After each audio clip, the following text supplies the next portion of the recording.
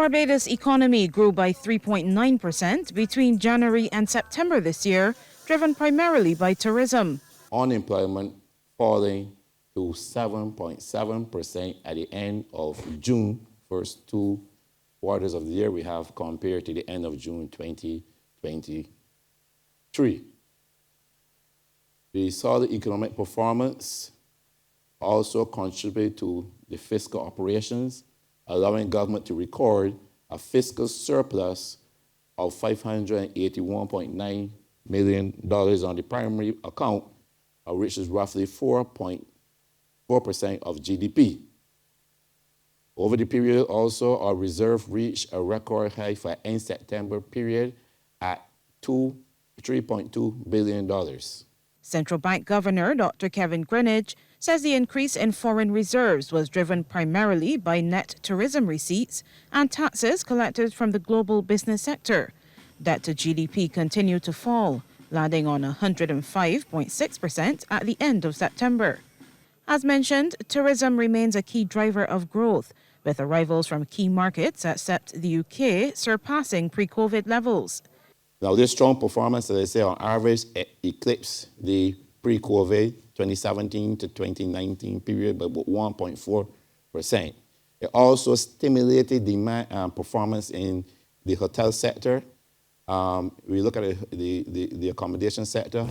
Hotel occupancies increased by 1.6%, and the revenue per available room increased by 9.1%.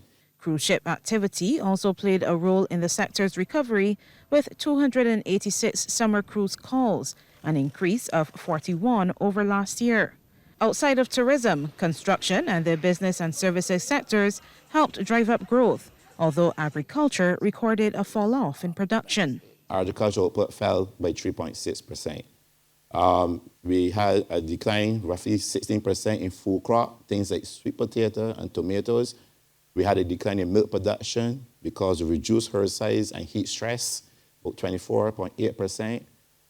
However, chicken was at 6% in production, pork was at 1.5%, and despite the damages caused by Hurricane Beryl, fish was actually up for the whole period by 24%. The labor market also showed signs of strengthening, with 2,100 new entrants, while unemployment claims dropped to 7,456, a 12.4% decrease compared to the pre-pandemic average. As for the outlook for the rest of the year, the economy is expected to grow by 3.8%, based on indicators including tourism forward bookings. The sector has indicated that they are roughly 9% higher than they were for the same period in 2023, that's the fourth quarter. We also saw airlines' confidence improving with increased seating capacity to facilitate that sort of demand. On the cruise, we expect cruise to continue to recover, surpassing the total that we had for last year. We also already saw 41 cruise ships, and if that trend continues, that will also contribute to the increase in tourist arrivals. We see a number of investments going off the ground, and that we expect will maintain, and so we are fairly confident about the 3.8% growth. The central bank governor has, however, acknowledged geopolitical conflicts, natural disasters, and the impact of high airline prices on travel are all factors that could affect the forecast. Sharika Griffith, CBC News.